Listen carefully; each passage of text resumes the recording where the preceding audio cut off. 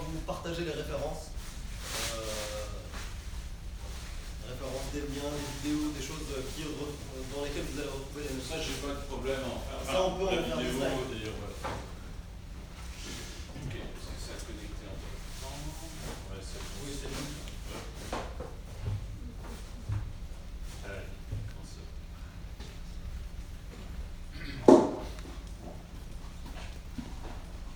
Merci beaucoup. Voilà. Alors, l'informatique est beaucoup moins vieille que l'ingénierie automobile. Néanmoins, à partir des années 70-80, il y a quand même une acte que ça délivre pas des masses.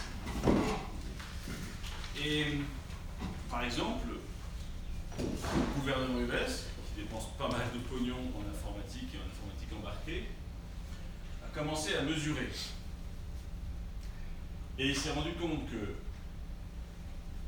sur tout le pognon qui rentre dedans, il y a 5% qui effectivement sont utilisés, qui marchent. Tout le reste, la moitié, c'est pas livré, c'est pas utilisé, c'est abandonné. Quand vous voyez ça, qu'est-ce que ça vous fait? Tu mets 100 balles dans un jukebox et que tu en tires 5. Ok, parfait. Donc, évidemment, tout le monde n'a pas sauté au plafond en voyant ça, de joie. Donc à partir de là, dans les années 80-90, on s'est posé le problème de la productivité au sens général, au sens de qu'est-ce que ça délivre en informatique. Et on a eu en gros la vie pourrie des années 80-90, même 2000, autour de ça en informatique. Il y a eu toute forme de théorie de consultants qui nous ont vendu des choses, je veux bien que ça marche. C'est dans le titre. Yes. Il y a un gars qui a dirigé, qui était le directeur d'un programme sur 360 chez IBM, 360 OS 360 par autre chose, qui dans les années 65 a pondu un très gros truc, qui a éclaté le budget mais il a livré, et qui a eu quand même le culot, 10 ans après, d'écrire en gros en quoi il s'est foiré. Et il a donné toutes les causes, assez mathématiquement. C'est le premier bouquin qui a étudié ça, il est très intéressant et je vous le conseille parce que il parle de cache. Généralement, on planque les machins qui ne vont pas. Lui, il a bien analysé tout ce qui n'allait pas. Et c'était le premier bouquin qui a essayé d'analyser c'est quoi les causes qui ne vont pas bien dans le software ou dans l'organisation. Une des choses, il disait, c'est le titre du bouquin, c'est que plus tu rajoutes, on va pas assez vite, rajoutons des gens.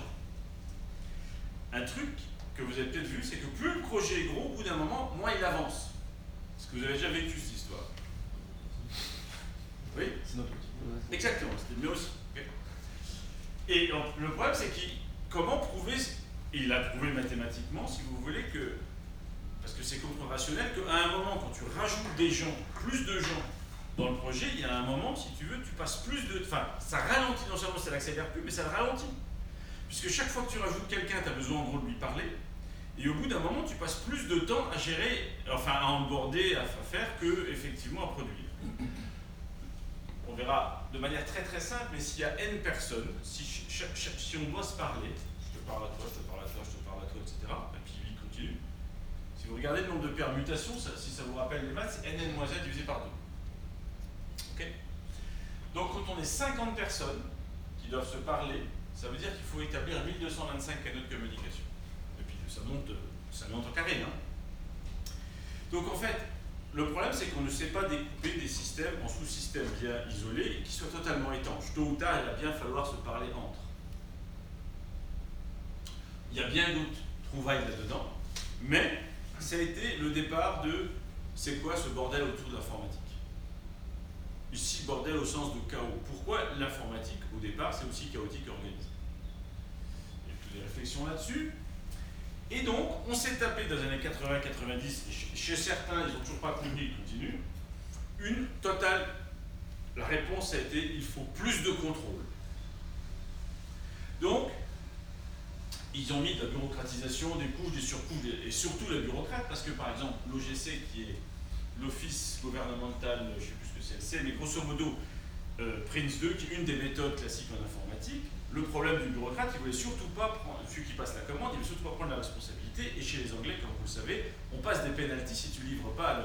Donc, comme il y a toute une chaîne de contractants et de sous-contractants, il fallait bien savoir qui allait prendre la pénalité en fonction de ce que tu devais donner ou pas.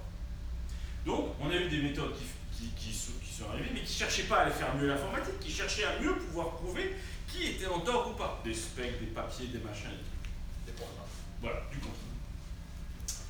Donc, ça a augmenté, et il y en a qui sont encore très fiers de faire la V2 là-dessus et de continuer. Jusqu'aux années 2010-2015, on a fait toujours plus gigantesque de bureaucratie. Alors, autant vous dire que les projets allaient de mal en pire avec ce truc, parce que c'était déjà le bordel avant. Alors, tu rajoutes 3 cages de bureaucrates qui ne comprennent rien à rien, des PMO et des soucis et cela. Wow. Pendant ce temps, alors, ce qui est drôle, c'est que en 75, Brooks, il avait déjà écrit ça. Qu'est-ce que vous comprenez de ça? Qui veut me le traduire en français déjà? Vous comprenez bien la même chose en français. Qui se lance? Ouais, vous parlez anglais là? Qui parle anglais là?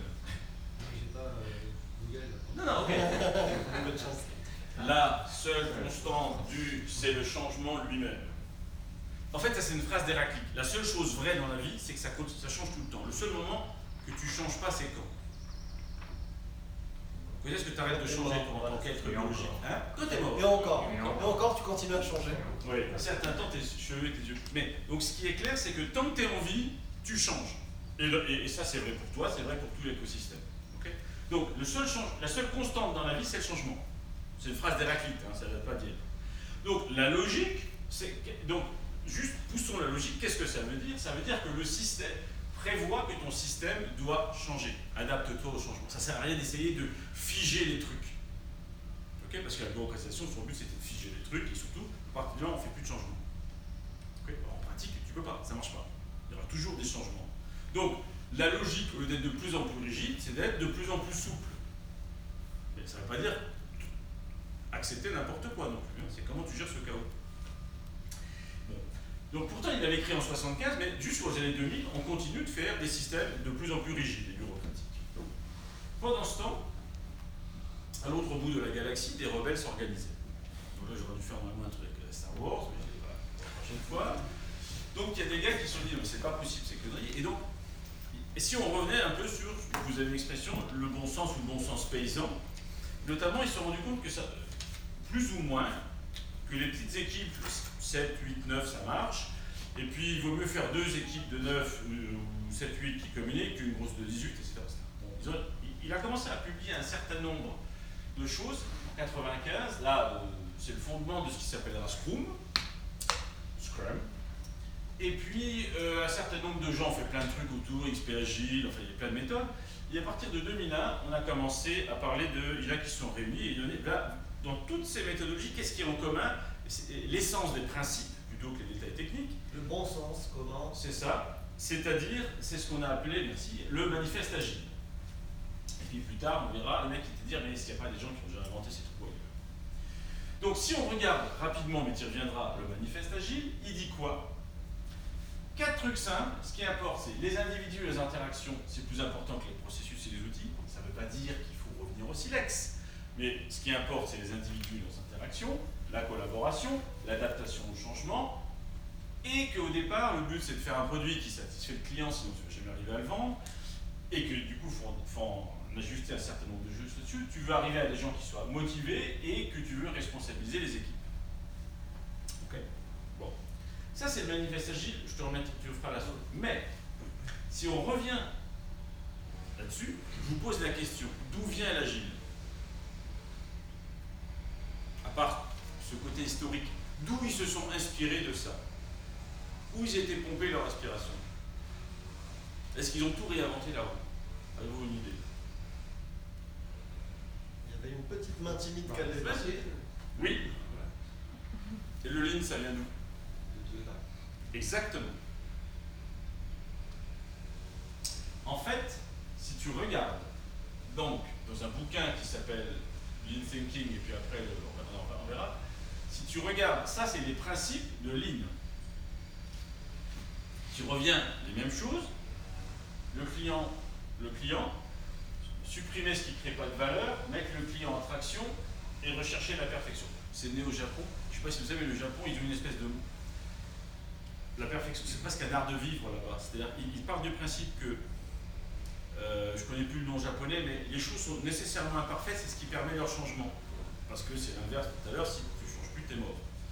Donc en fait, c'est la perfection qui permet l'évolution permanente, et les mecs, ils vont faire les artisans du sabre, les fleurs super coupées, les bonsaïs. Donc la perfection est un espèce de hobby, si vous voulez, au-delà de... Alors, bien sûr, ils ont décalqué ça dans leur industrie, quoi, hein. C'est un art de vie.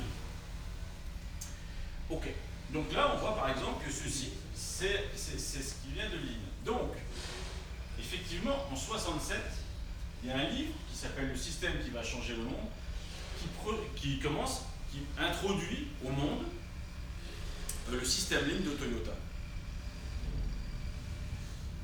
Et en quoi ça va effectivement changer par rapport au modèle purement fordien qui avait partout sur la chaîne de production. Ça, c'est quoi?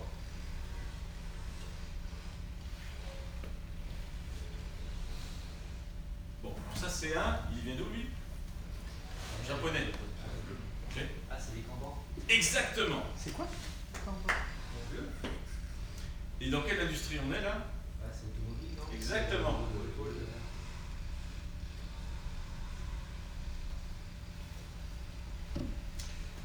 Lean, l'agile, a été inventé dans l'industrie automobile par Toyota.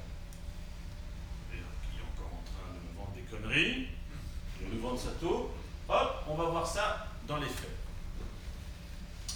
En 1896, Sakichi Toyota crée le premier du Japon, au Japon, qui intègre dès le départ quelque chose que si ça casse, ça s'arrête. Je ne sais pas si vous savez, sur une chaîne d'assemblage Lean, si quelqu'un détecte un défaut, n'importe qui peut tirer comme dans le train une signale là et peut l'arrêter. Tu ne vas pas voir ton chef pour demander l'autorisation, qui demande le chef, qui demande le chef. Pendant ce temps, on a produit 10 000 pièces qui sont foirées.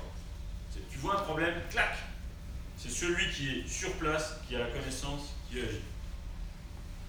C'était déjà vrai là, en 1896. C'est-à-dire que s'il y a un pépin, on s'arrête, on ne continue pas de faire de la D'accord. Deux, en 1903, par exemple, les frères Wright ont réussi à faire voler leur avion en tenant compte, en faisant l'itératif, c'est-à-dire en tenant compte de leurs erreurs du coup d'avant. En apprenant, en faisant de manière itérative. Alors que, tu peux citer le coup du baron machin, je sais plus quoi. Oui, il y avait un autre baron qui avait de l'argent aussi en même temps, et qui n'a jamais réussi. Mais après, par contre, il avait les meilleurs ingénieurs, il a fait le top-down, tu as tout calculé, mais qu'est-ce qu'il avait comme problème?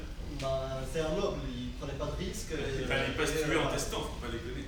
Il voulait d'abord la solution parfaite avant de monter dedans et tester. Et il voulait que ce soit lui qui teste. Et eux, à chaque fois, non, ils prenaient le truc, ok, les ailes ne sont pas bien accrochées, on teste quand même. C'est comme ça qu'ils ont réussi. Tu parles de Wright maintenant. Wright, ouais. Voilà, donc là, c'est pas neuf l'histoire d'apprendre. Deux, dans les années 40, ils ont un système, Training Within Industry, où les gens se partagent la connaissance sur le terrain. Ça ne monte pas d'un département de formation qui vous fait un top-down et machin. Non, les gens passent leur information entre eux. Parce que c'est celui qui est sur la ligne qui sait. Alors, tout ça, ça serait resté au Japon, sauf que, en gros, comme ils ont perdu la guerre, ils ont eu... les Américains ont mis un général à la tête de chaque des grosses industries japonaises, de manière à être sûr qu'après la guerre, ils n'allaient pas refaire leur industrie pour faire des petites bombettes dans leur coin. Et donc, celui qui était à la tête de chez Toyota, il a dit, écoutez, moi je suis un général, je suis là pour envahir des îles et des machins, je ne sais pas comment on dirige une industrie automobile. Débrouillez-vous. Donc, imaginez ce qui se passe dans un pays très hiérarchique, je vous rappelle qu'il est encore impérial, quand le chef d'en haut, il dit « Débrouillez-vous, vous êtes autonome ». C'était un peu paradoxal. Mais du coup, cette incitation est redescendue dans les chaînes, on a le droit de s'auto-organiser en fonction de ce qui est bien. C'est pas on remonte hiérarchiquement comme un fada à tout moment. Donc à partir de là, il il y a des choses qui sont faites, mais ça a accéléré. Et notamment, il y a un certain nombre de personnes, dont un qui est assez connu, c'est Deming, qui est venu regarder tous les principes et qui, à partir de toutes ces choses qu'il voyait dans le truc de Toyota, il l'a transformé en quelque chose qu'il appelait le management de la qualité. C'est là qu'est né tous ces trucs de qualité. Vous connaissez Deming Wheel, la route de l'amélioration PDCA. PDCA. PDCA, tu peux me rappeler ce que ça veut dire Après. Oui, je sais qu'à la fin, c'est. Alors, Je ne me rappelle plus. Mais voilà. Beaucoup d'amélioration continue. Ouais, c'est ça, voilà. Donc, en fait, c'est plan. Plan, do, act, check. Voilà, c'est ça. Le check, le acte voulant dire, c'est pas agir, c'est au sens de tirer les leçons. Si ça déconne, tu le changes. C'est pas, ça déconne et on fait comme s'il n'y avait rien qui. Acte, je prends l'action et je sais pas. T'en prends acte. En 56, ils inventent le Kanban en allant regarder en fait les États-Unis. Aux États-Unis, tu sais, dans les rayons de supermarché, est-ce que tu stockes tout au pied du supermarché, du rayon? Quand est-ce que tu remplis un rayon dans la distribution?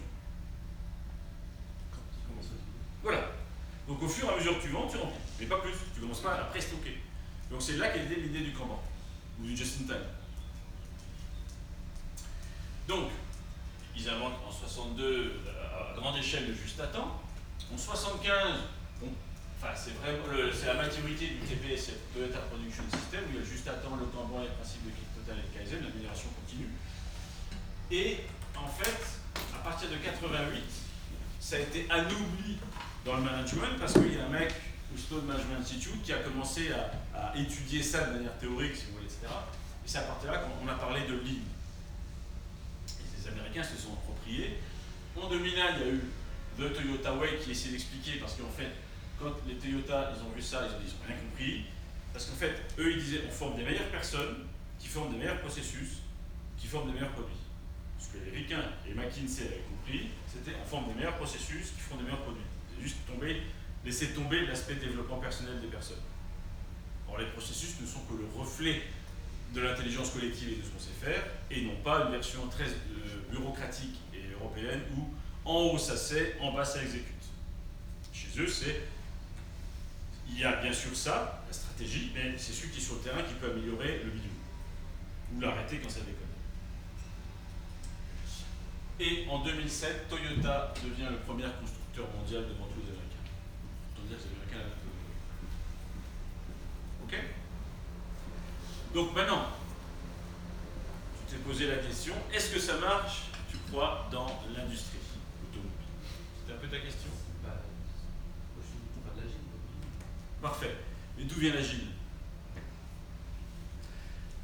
D'après ce que tu viens de voir. Le Lean, je connais très bien. Parfait. Mais c'est ça, si je connais très bien aussi l'agile dans le développement logiciel. Parfait. Et les règles qu'on appliquait dans le cours de développement, Oui. telles qu'on nous dit qu'il faut les faire aujourd'hui dans le cadre d'une activité de validation, ça colle pas. D'accord. Donc, c'est pour ça que je suis là. Parfait. Je suis pas sûr qu'aujourd'hui on pourra répondre, parce que ton niveau de connaissance va plus loin, ça demanderait une discussion. Ici on est sur un truc d'intro. Donc ce niveau-là, je ne vais pas pouvoir l'aborder maintenant, ça demanderait trop de détails. Mais grosso modo, ce qu'il faut comprendre, c'est que on était voir ce qui s'est fait dans le Lean en 2003. Et enfin, on s'est dit, est-ce que d'autres gens ont déjà eu ces problèmes, et on a regardé. En plus, on a rajouté la psychologie cognitive qui confirmait, et la neuroscience qui confirme ce que Toyota avait trouvé de manière empirique. Alors, la psychologie cognitive, c'est l'étude de comment l'humain il apprend. 1921 Piaget, c'est-à-dire il a regardé comment les enfants apprennent, et donc qu'on arrête de faire le top-down et le machin, et que tu apprends. En fait, fondamentalement, apprendre, c'est chouette, et c'est comme jouer. Donc en fait, si tu peux arriver à te transformer, si travailler c'est apprenant, ça devient moins chiant. Et en plus, tu peux l'améliorer, surtout si tu veux faire plus de qualité. Par contre, il faut que tu en aies les moyens. Tu peux pas dire, attends, mais il faut qu'on change ça, mais tu n'as pas le droit de changer. Donc si tu penses que tu peux faire mieux, tu peux le faire. Évidemment, tu ne fais pas tes tests en chaîne de prod. Tu fais un petit côté à côté, et quand ton proto est pas constat, tu changes ta chaîne de prod.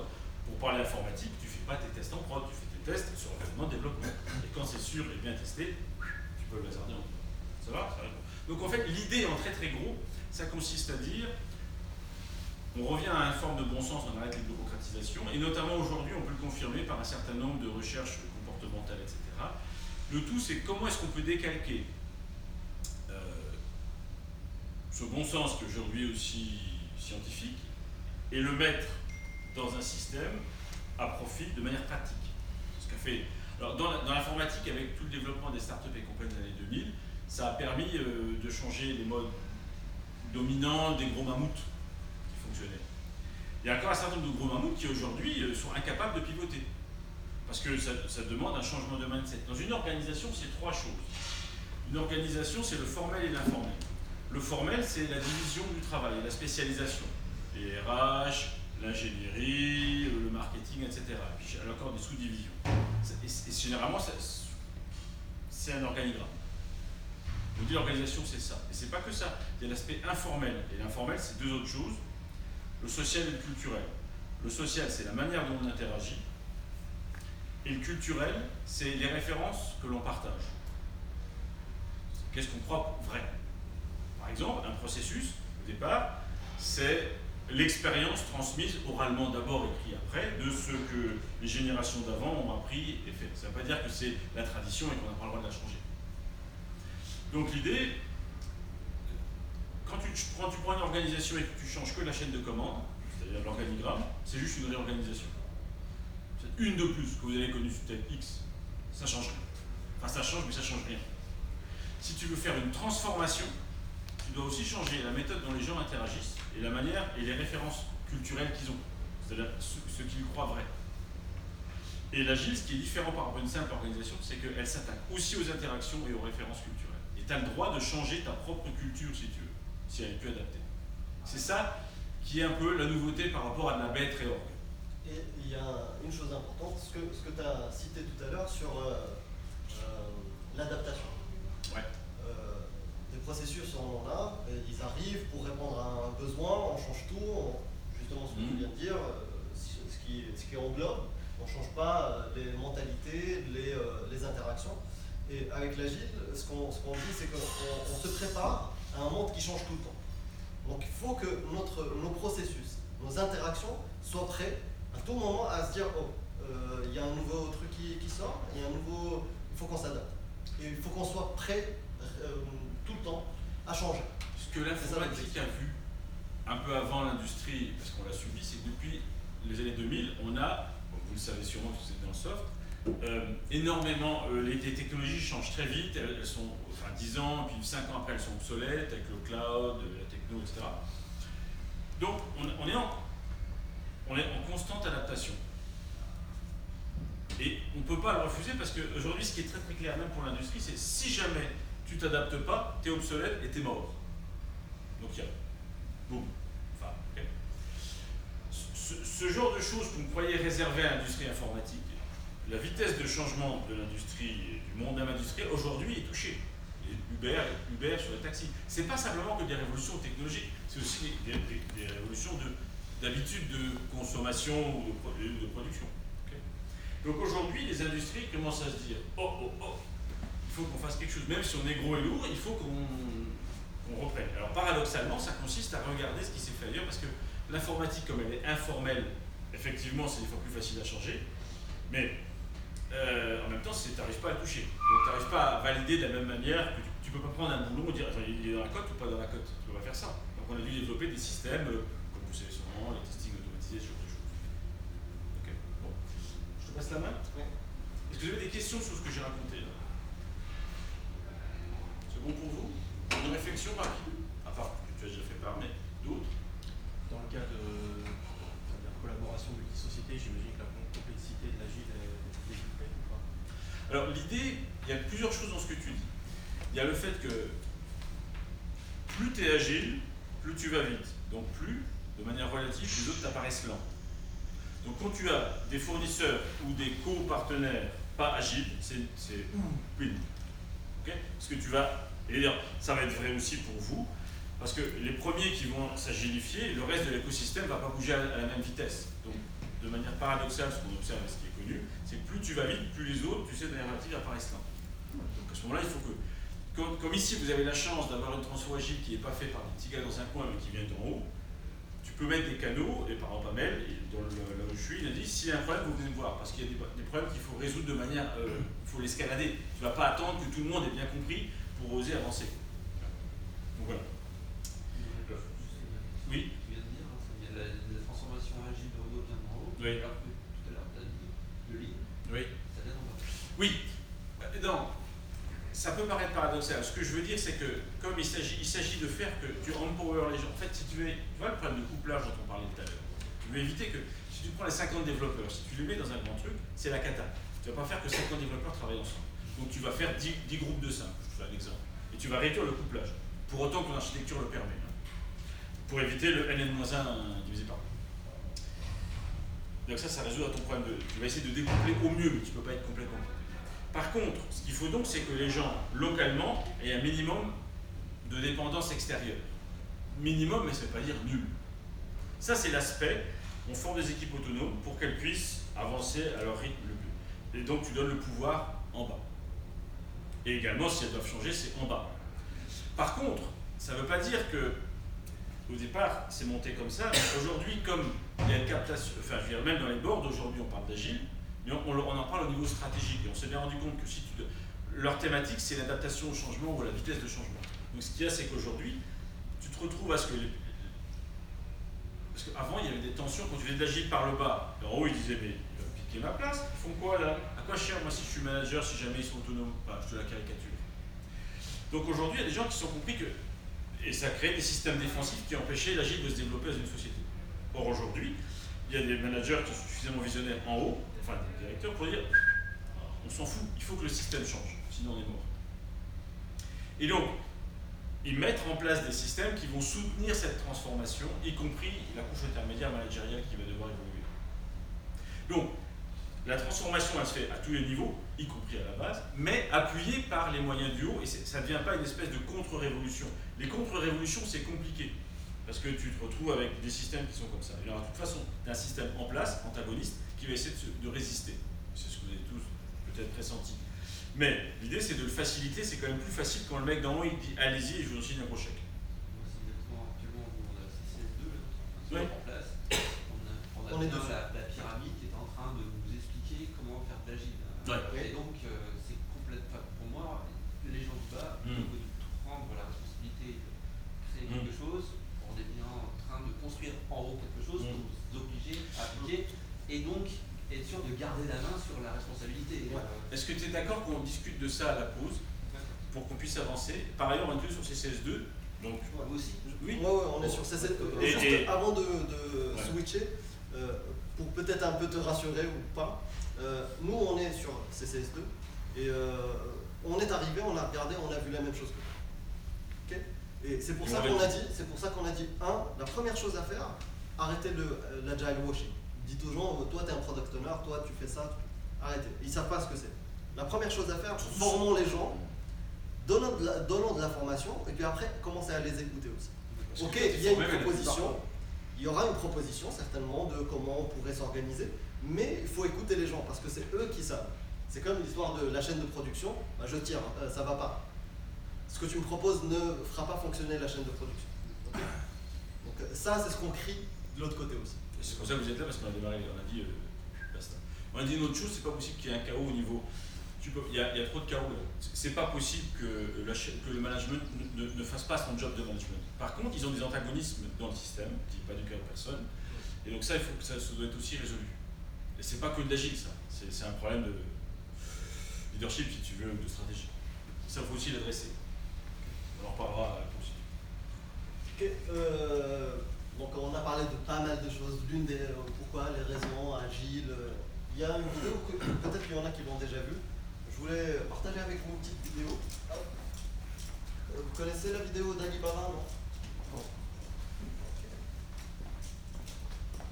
Je vais juste vous montrer, après on en discute.